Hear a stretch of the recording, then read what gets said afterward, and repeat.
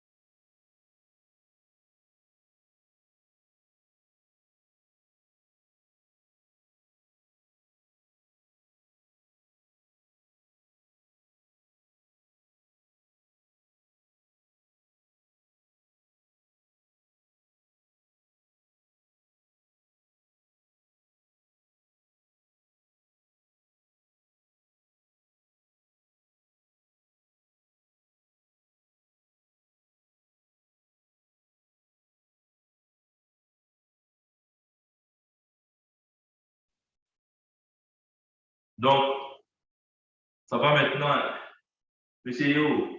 Oui, ça va maintenant. Ok, d'accord. Merci d'avoir signalé. Mhm.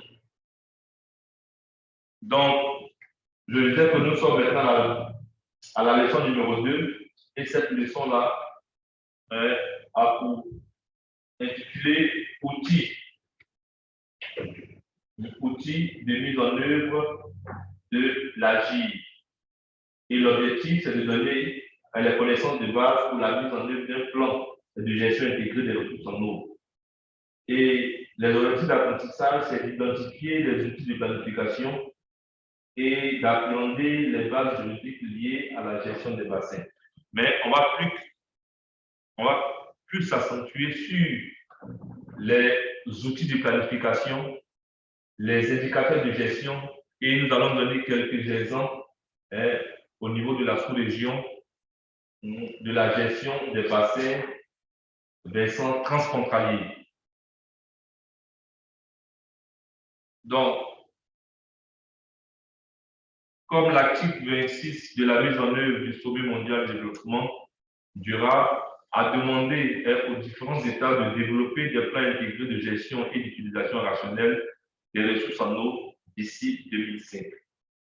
Donc, la mise en œuvre de ces plans-là nécessite des outils appropriés et un cadre juridique actualisé permettant sa réalisation. Donc, comme outil de planification, nous avons deux grands outils, c'est-à-dire le plan d'action national pour la gestion intégrée des ressources en eau, et nous allons avoir le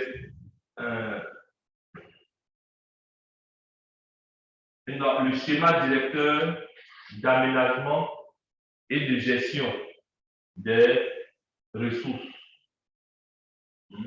et de gestion des eaux. Donc, c'est ces deux plans-là, ces deux outils de planification-là qui vont nous aider à pouvoir mettre en œuvre une gestion intégrée à l'échelle nationale, mais aussi à l'échelle du bassin versant.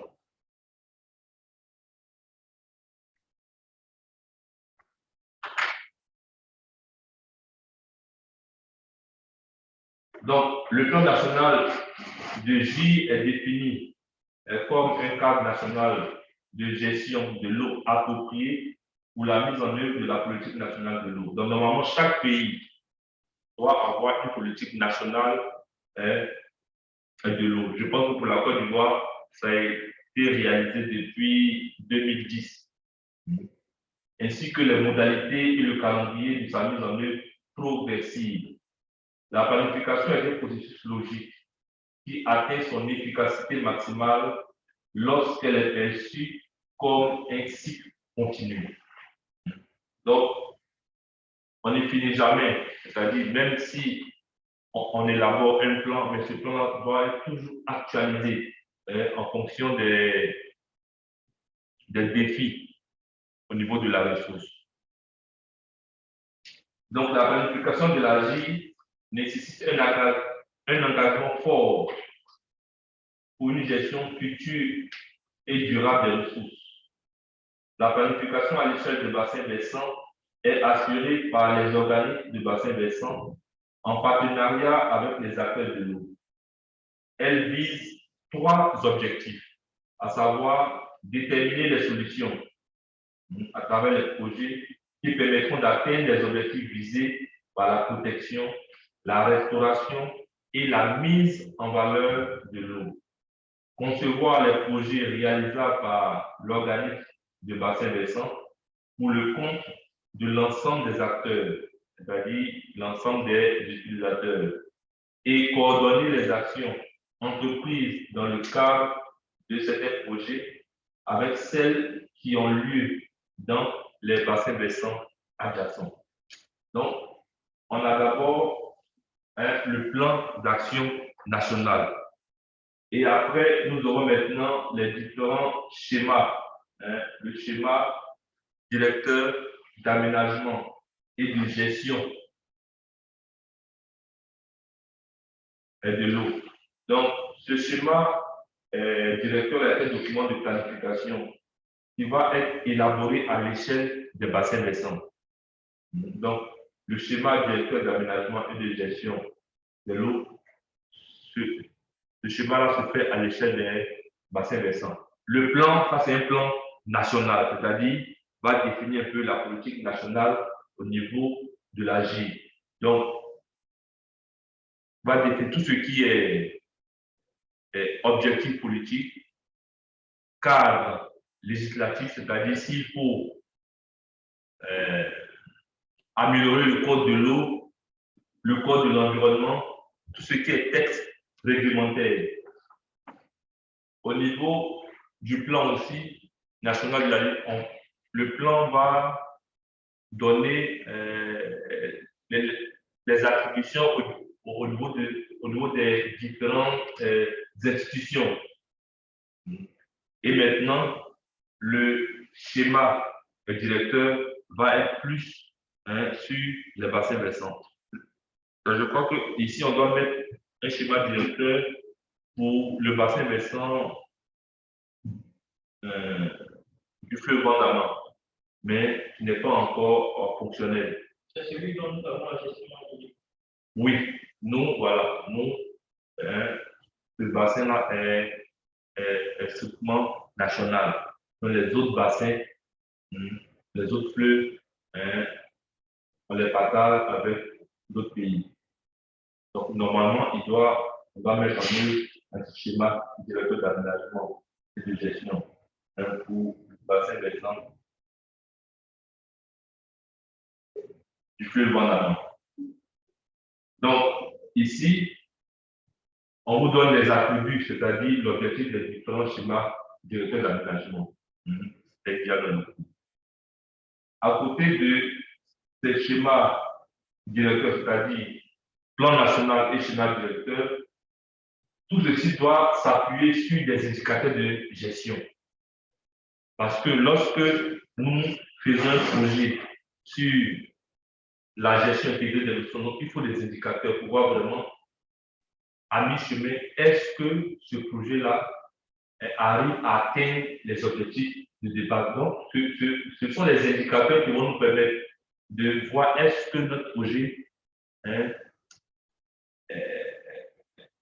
comment on appelle, résout vraiment les problèmes qui ont été posés. Donc, en termes d'indicateurs, on distingue 3 types d'indicateurs.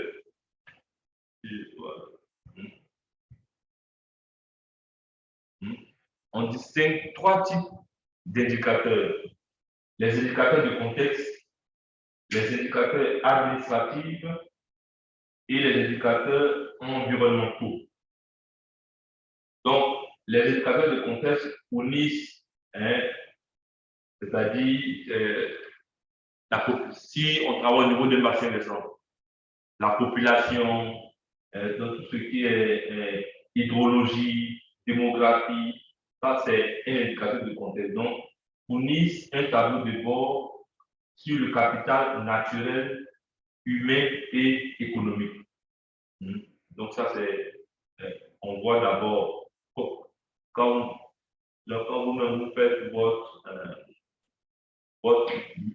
mémoire de master, dans la première partie, vous décrivez un peu, vous présentez votre zone d'étude, c'est-à-dire le potentiel hydrologique, environnemental, le contexte socio-culturel, si c'est un peu plus sur la pédologie, mais la géologie, voilà. Donc, il y a les indicateurs de contexte. À côté de ces indicateurs de contexte, nous avons les indicateurs administratifs, qui sont des mesures qui peuvent être utilisées pour évaluer la performance administrative des projets qui sont mis en œuvre. Par exemple, le respect des échéanciers. Si on a dit dans notre calendrier qu'on donne un trimestre pour faire telle activité, deuxième trimestre telle activité, ça rentre dans le cadre des indicateurs administratifs. Et nous avons les indicateurs environnementaux qui sont des mesures qui peuvent être utilisées pour évaluer la performance environnementale des projets. C'est-à-dire ici, on parle de la santé des écosystèmes. Donc, il faut voir que les indicateurs, comme je dis ici, les indicateurs administratifs et environnementaux sont des indicateurs de performance. Sont des indicateurs de performance. Ces indicateurs-là fournissent un tableau de bord sur la productivité, l'efficacité et l'impact du secteur de l'eau sur un territoire par rapport à un cadre d'objectifs bien donné.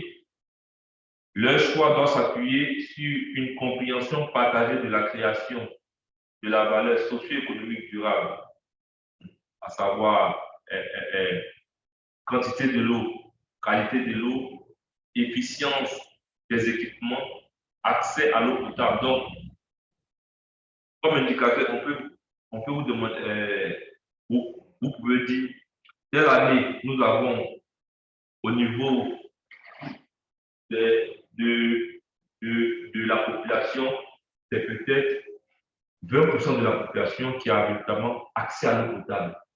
Donc, comme indicateur de performance, on veut au fur et à mesure, c'est-à-dire augmenter l'accès à l'eau potable. Donc, de 20%, nous, on veut passer à 60%, on va dire, dans 5 ans, et à 100% peut-être dans 10 ans, ou bien à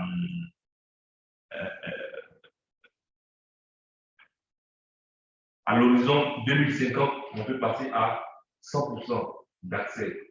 Donc, ça, ce sont des indicateurs de performance pour voir vraiment est-ce que notre projet va atteindre ses objectifs. Oui. Est-ce que un indicateur est basé sur une preuve scientifique? Comme par l'horizon 2050, on est passé à 100%. C'est soit peut-être un objectif, oui, ou bien c'est pas quoi, mais est-ce que cette estimation-là est basée sur un calcul? Oui, oui. Bien sûr, ça peut. C'est-à-dire, si on. Bon, vas-y, ta question, puis moi aussi. C'est que ce que je voulais, comme les hommes indiquent, j'ai ajouté même temps, peut-être que c'est pas ça. Un indicateur, c'est un peu comme une norme, en fait. Une norme qui est là, qu'on doit tendre vers cette norme. On a que 30% d'une population qui a le potentiel, c'est-à-dire qu'on est encore. On n'a pas encore avec à 70%. On peut dire, voilà.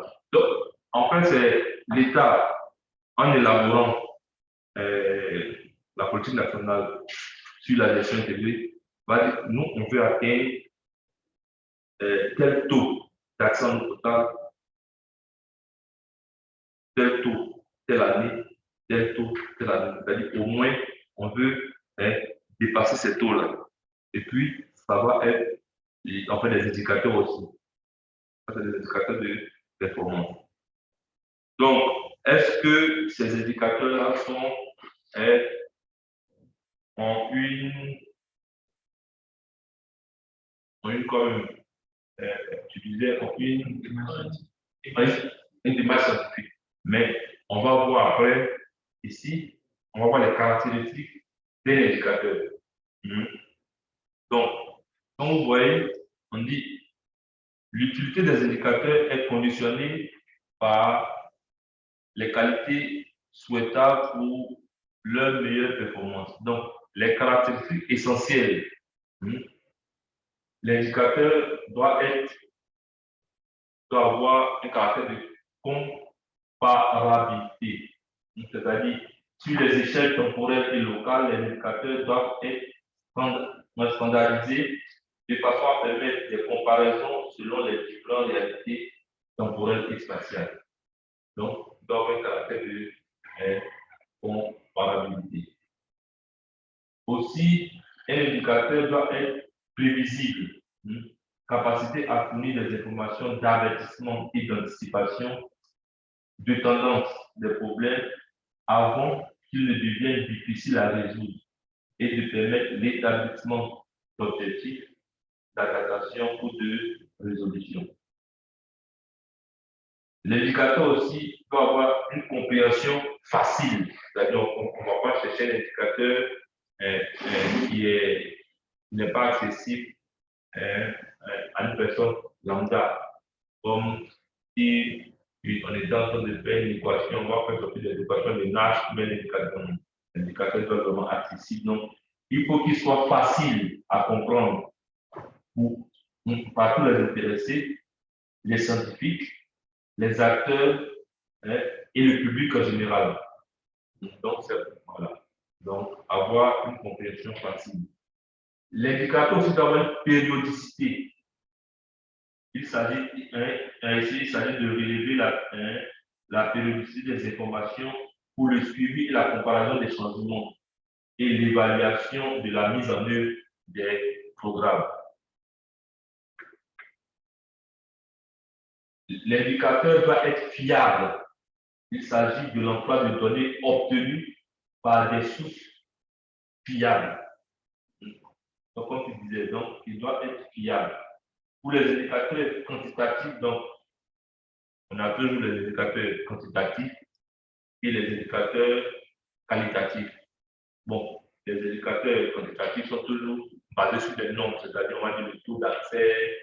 Maintenant, tout ce qui est qualitatif, ça se fait sur enquête. Donc, pour les indicateurs quantitatifs, ce sont les données des agences publiques récoltées de façon standardisée. Et pour les indicateurs qualitatifs, ce sont les paroles des experts ou les enquêtes de satisfaction qui sont utilisées. Donc, les indicateurs quantitatifs sont sur des données numériques et les indicateurs qualitatifs, c'est plus souvent au niveau des enquêtes que nous récoltons des indicateurs. Nous avons aussi la transparence de la méthodologie. Donc, la méthodologie adoptée lors de leur élaboration et interprétation doit être claire et objective pour tous les acteurs. On ne doit pas avoir une méthodologie assez compliquée. Parce que normalement, quand nous faisons les projets, c'est pourquoi on parle de projet J, on rentre dans l'esprit participatif. C'est vrai que vous avez des scientifiques, vous avez les décideurs, les politiques, vous avez les administrés ou les administrateurs, c'est-à-dire tout ce qui est préfet, collectivité territoriale. Vous avez aussi les utilisateurs. Donc, il faut avoir un langage transversal. Et l'indicateur aussi doit être pertinent. La production et l'utilisation de l'indicateurs doivent être utiles pour la société et capables de refléter le concept abstrait mesuré. Il faut que l'indicateur décrive le plus précisément possible le phénomène étudié pour justifier l'emploi de données pour les indicateurs. Donc, voici un peu donner les caractéristiques que doit avoir un indicateur lors d'un projet de gestion intégrée. Donc, essentiellement, on peut dire que les indicateurs doivent être pertinents, fiables et avoir une transparence dans leur établissement, dans une transparence méthodologique.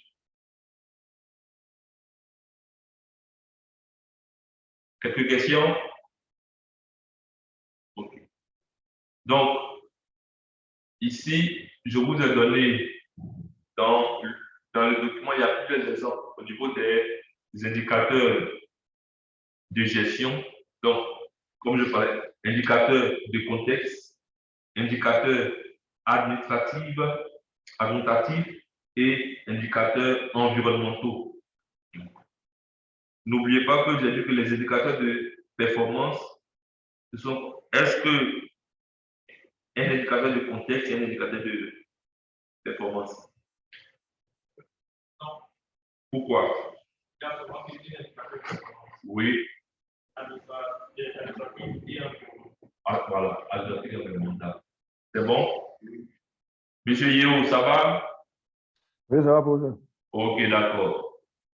Donc, vous avez ici différents types d'indicateurs. Oui. Ici, les indicateurs de contexte. Oui. Puisque dans la définition, par exemple, ils fournissent un tableau de bord sur le capital naturel, humain et économique. Voilà. OK. Le contexte, il est défini. Oui. Maintenant, on a une exploitation, le temps passe. On redéfinit le contexte. On se rend compte que c'est différent. Soit ça peut être négatif. On a le contexte, c'est-à-dire on fait une gestion au niveau d'un périmètre irrigué ou bien au niveau d'un bassin versant. On définit peut-être la population qui doit avoir accès à la population. On dit, ah, dans cette ressource-là, voici la population. Dans la population, les agriculteurs, les industriels, ceux qui sont domestiques. Ça, c'est situation. Ça, c'est la situation humaine, en fait. Maintenant, au niveau de la situation naturelle, on va dire, bon, on va établir peut-être le bilan hydrologique. On dit, pour ce bassin versant, chaque année, il y a quelques visuellement infuses. C'est-à-dire qu'on va évaluer la ressource. Ça, c'est des indicateurs de contexte qui montrent la situation de notre zone d'étude au niveau humain et au niveau naturel. Maintenant, on commence le projet. Le projet, on dit notre projet peut-être doit s'étendre sur 10 ans. Sur 10 ans, mais sur 6 ans. Donc, chaque 3 ans, on doit atteindre, ou bien chaque année, voici les objectifs qu'on se donne. Ça, c'est les objectifs administratifs au niveau du cadre administratif même du projet. On dit l'activité, une, doit tenir peut-être sur 6 mois. Maintenant, au niveau des indicateurs environnementaux, on se dit l'accès, c'est-à-dire on veut un taux d'accès qui évolue au fur et à mesure. Donc, nous-mêmes, on va se fixer en fonction du potentiel naturel. Nous-mêmes, on va se fixer maintenant des indicateurs pour pouvoir atteindre l'objectif du projet. On va dire, après peut-être 1 an ou 2 ans, on veut atteindre peut-être 50% au niveau du taux d'accès en eau potable. Maintenant, peut-être si on devait mettre en place des parcelles irriguées ou bien. Donc, en fonction de notre projet et en fonction du problème contextuel, c'est nous maintenant, nous avons formalisé nos indicateurs. Et ça, c'est les indicateurs de performance, que ce soit administratif ou environnementaux. C'est bon? Oui. Ah, mais c'est vrai, pourquoi dans le même domaine, on a plusieurs sources? Plusieurs sources dans le tableau. Non, ici maintenant, il y a des. Oui. Ici, vous voyez qu'il y a la FAO qui définit ces indicateurs souvent. Ça, c'est des. Voilà. Donc, ici, ils ont mis quoi? Ça, c'est un peu.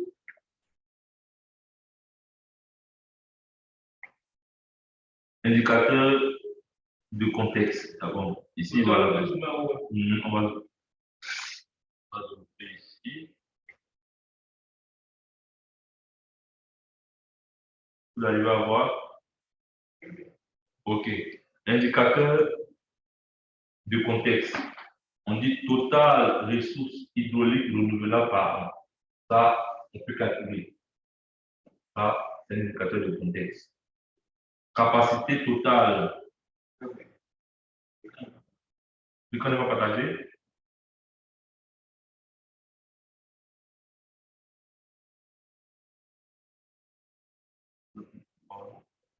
Je vais le figer.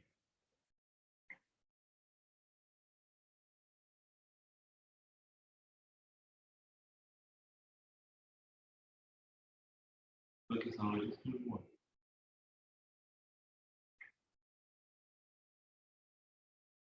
Il est partagé maintenant.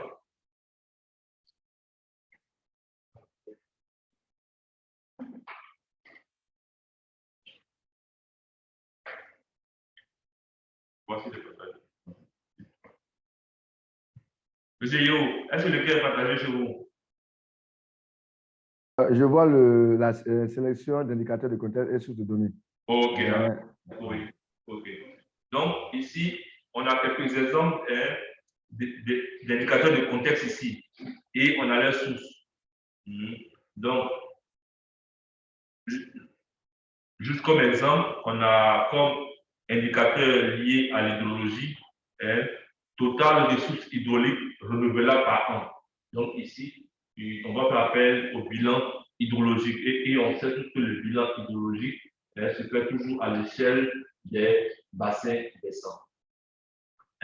Capacité totale technique exploitable en hydroélectrique. Au niveau de la démographie, la population totale et on a la population urbaine par rapport à la population totale. Donc ici, ça ce sont les indicateurs toujours de contexte. Indice de développement, PIB par habitant. Ça, ce sont les indicateurs de contexte et on donne leurs sources. Comme indicateur de performance, on a ici superficie irriguée par équipe. Ça, c'est une source, ça, c'est la FAO qui donne ça. Eau potable, produit non payé. Parce que dans certaines régions où on fait l'hydraulique urbaine, il y a l'eau potable, mais ce n'est pas payé. Il y a des gestions, il y a des comités de gestion locales. Ici, comme durabilité, indice de durabilité, on donne l'indice de stress hydraulique.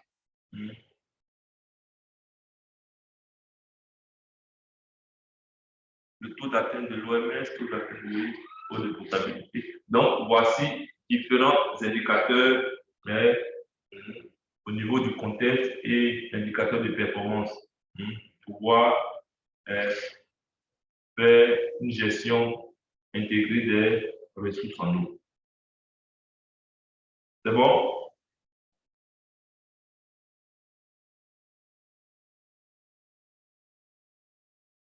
Au niveau de l'aspect juridique, on va plus s'accentuer sur les organismes de gestion des cours d'eau partagés. Donc,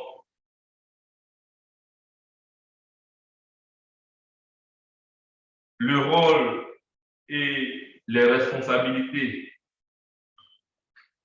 et les fonctions des organismes de gestion de l'eau vont varier. C'est-à-dire, ces organismes-là vont se charger de formuler les politiques, de faire la promotion, d'établir des réseaux d'échange d'informations, de réglementer, de contrôler et de suivre tous les projets qui sont en cours dans le bassin versant déterminé, de répartir la distribution de l'eau dans les différents secteurs d'activité, de lutter contre les inondations. Bon, donc vous avez ces différents cahiers de charges qui incombent aux organismes. Donc, comme exemple, on a l'Organisation pour la mise en valeur du fleuve Sénégal.